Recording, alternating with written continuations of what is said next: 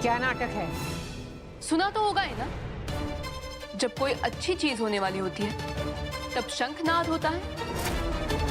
ये सत्य का शंखनाद है, क्योंकि आज सच बाहर आने वाला है।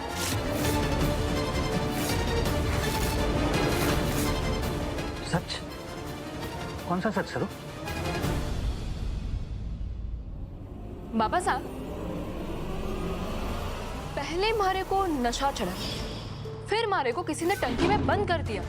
ये सब संजोग ना है, बल्कि ये किसी की सोची समझी चाल है। सोची समझी चाल? लेकिन इतनी घटिया चाल ये किसने किया होगा सब?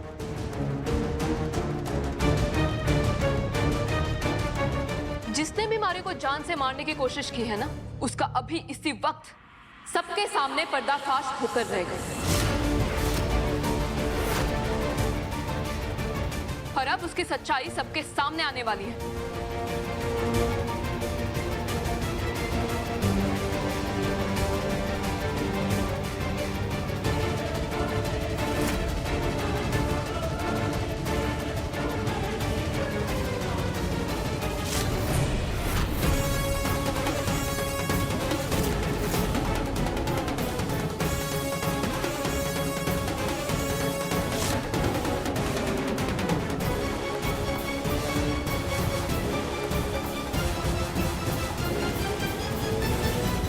ए लड़की, अपना ये बकवास नुक्कड़ नाटक अभी बंद कर। और ये मशाल क्यों जलाई हुई है? हाँ, पूरे घर में आग लगाने का इरादा है क्या?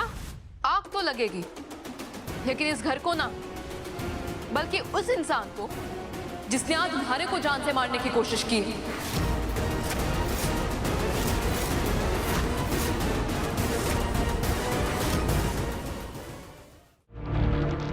जान से मारने की साजिश?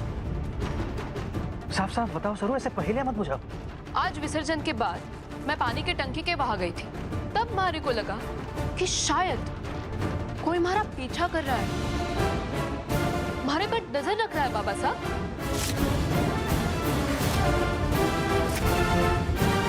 तब मारे को समझ आ गया था कि ये वही इंसान है जिसने मारे को पानी की टंकी के अंदर बंद करके मरने के लिए छोड़ा है।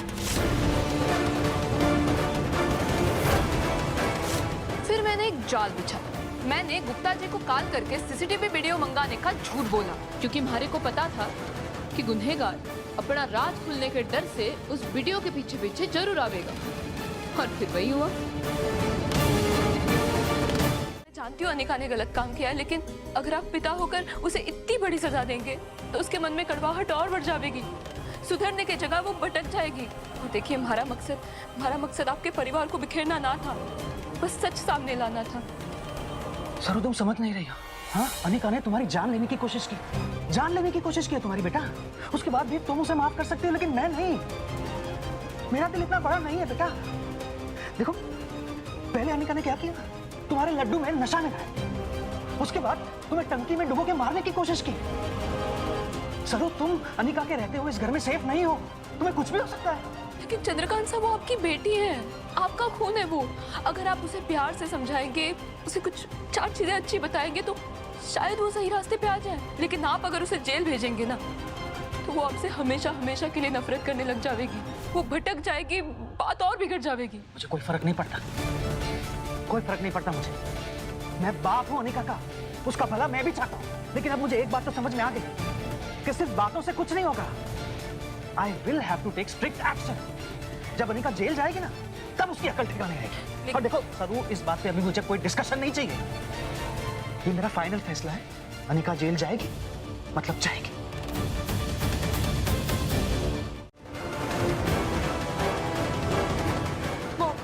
मॉम बोलिए ना पापा से कि मैं दोबारा ऐसी गलती नहीं करूंगी। वो जैसा कहेंगे मैं वैसा करूंगी। मैं सुधर जाऊंगी, बट प्लीज पापा, प्लीज मुझे जेल मत भेजिए। प्लीज मुझे। चंद्रकांत, ये तुम क्या कर रहे हो?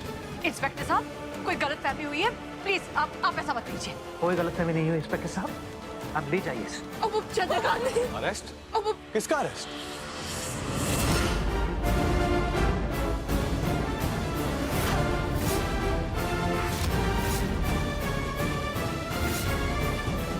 इंस्पेक्टर साहब, पापा से बहुत गुस्से में है ना, इसलिए उन्होंने रिपोर्ट करा दी।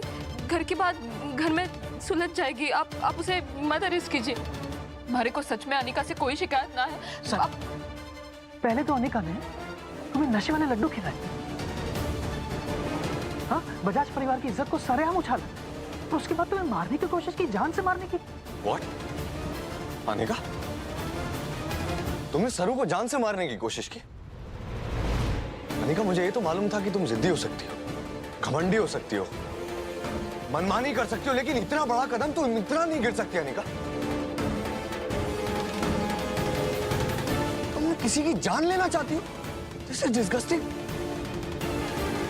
Well, actually तुम ऐसा कर सकती हो, and I'm not surprised. Inspector साहब ले जाइए इसे। नहीं चंद्रकांत साहब, एक बार नहीं, सोचिए। प्लीज नहीं, आप इसे कहीं नहीं लेके जा सकते। चंद्रकांत रोको इसे। छोड़ चंद्रकांत मुझे। Dad please one last chance. मैं दोबारा ऐसी गलती नहीं करूंगी, प्रॉमिस। नानी प्लीज समझाओ ना एक बार, प्लीज। मैं पापा प्लीज मुझे जेल नहीं जाना। पापा प्लीज मुझे जेल नहीं। इंस्पेक्टर साहब please do your duty, take her.